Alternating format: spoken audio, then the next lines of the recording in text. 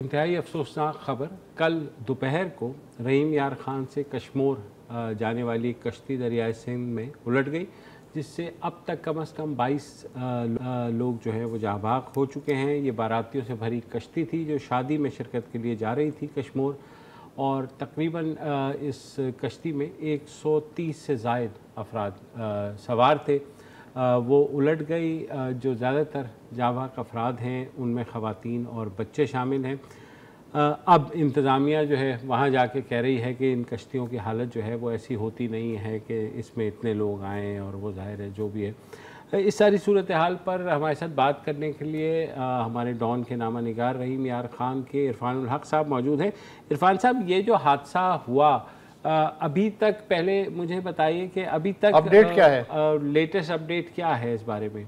इसकी जो आज की जो ताज़ा तरीन सूरत हाल है वो ये है कि जो रेस्क्यू 11, 22 और साथ उनके जो वहाँ मुकामी जो डाइवर्स हैं, गोताखोर हैं, उन्होंने सारा दिन भरपूर कोशिश की। कल तक जो है वो 19 खवातीन और 2 बच्चों की जो बॉडीज हैं वो उन्होंने तलाश कर ली थी। आज जो है सारा दिन की मेहनत के बाद सिर्फ एक जो है वो बॉडी जो है उनको मिली है। लेकिन साथ ही ये है कि शाम तक जो है डिप्टी कमिश्नर रहीम यार खान, सैयद मूसा रजा, उनके मुताबिक उनसे मेरी बात हुई। उन्होंने कहा कि आर्मी के भी तकरीबन कोई 18 जो डाइवर्स हैं गोताखोर, वो मंगला डैम से गालबन जो है वो रहीम यार खान पहुंच चुके हैं, और वो कल जो है वो अपने रेस्क्यू ऑपरेशन का जदीद खतूत पे जो है जी वो आगाज। तो इरफान साहब, कोई आइडिया है कि कितने लोग अभी भी लापता है, मतलब जो अभी तक रेस्क्यू नहीं हो पाए या डूब गए हैं? कोई अंदाजा है जी? ये जो है वही जिली इंतजामिया के मुताबिक जो है वो तकरीबन जो है 27 जो है अभी मिसिंग है, अभी जो है बॉडीज नहीं मिली, वो लापता है जी। ठीक है, तो ये कश्तियों का ये जो रूट है, अब इंतज़ामिया भी कह रही है कि जनाब ये कश्तियाँ इस काबिल नहीं होती या इस तरह, तो इसका चेक कौन रखता है वहाँ पर? इसका सर चेक तो कोई नहीं, ये मुकामी लोग हैं वहाँ पे, और ये इसको ज़्यादातर वहाँ पे मुकामी सतह पे कच्चा एरिया बोलते हैं। जी जी।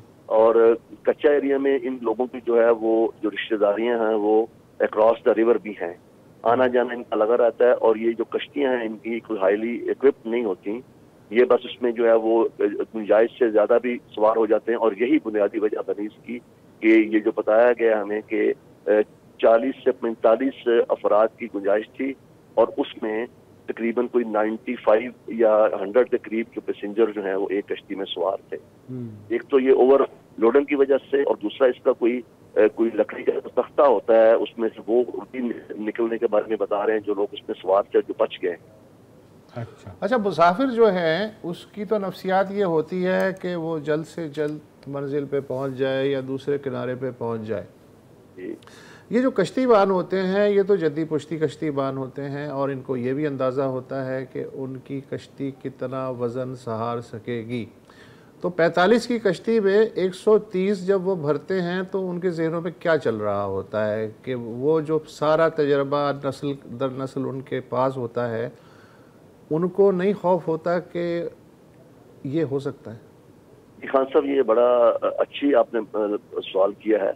उसमें मेरी जो कुछ वहाँ मुकामी बाशिंदों से बात हुई तो उनके मुताबिक यही था कि ये खुशी का मामला हो या कोई गमी का मामला हो, तो उसमें मैक्सिमम लोग खासकर खुशी के मामले में कोशिश होती है कि वो उसको तकरीब में जाए।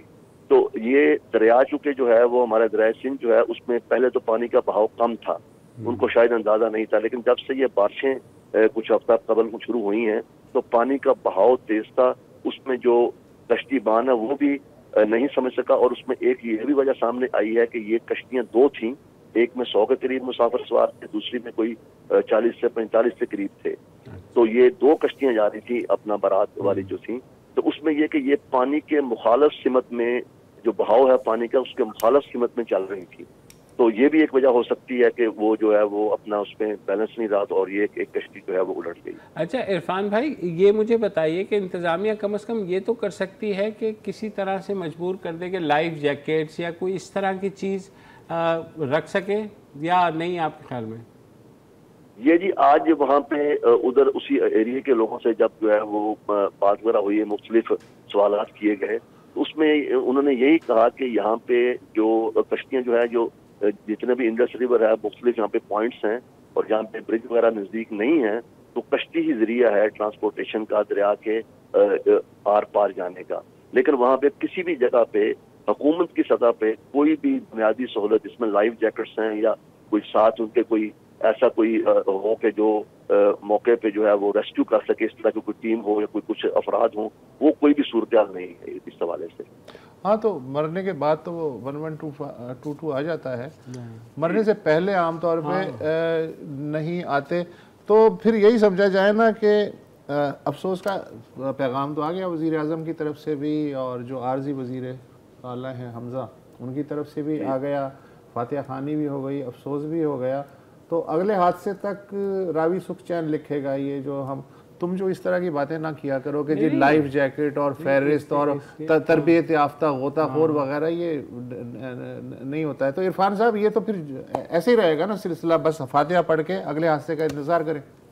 یہ خان صاحب آپ کی بات بالکل جو ہے میں اس کو صحیح سمجھ رہا ہوں، آپ کا اندازہ ٹھیک ہے. لیکن آج میں نے ڈپٹی کمشنر سے بھی یہ کوشچن کیا تھا کہ آپ کی جو انکوائری ہے، انہوں نے کہا جی کہ 72 آورز میں انکوائری کمپلیٹ ہو جائے گی. وہ ہائی افس کر رہے ہیں، اس میں کمشنر بھی شامل ہیں اور شاید اور بھی بڑے افسران ہیں. تو اس میں آپ جو ان کو جو وکٹمز ہیں، فیملی ہے ساری، ان کو جو ہے وہ کوئی فائنینشیل سپورٹ یا کوئی اناؤنسمنٹ، انہوں نے کہا جی یہ ہم انکوائری کے بعد دیکھیں گے بھی یہ ریزن کیا سامنے آتی ہے، اس کے بعد پھر یہ جو ہے وہ ہم اس کو اناؤنس کریں گے. البتہ ڈی سی نے ریکمنڈیشن ان کی مالی مدد کے لیے بھجوا دی ہیں حکومت پنجاب کو.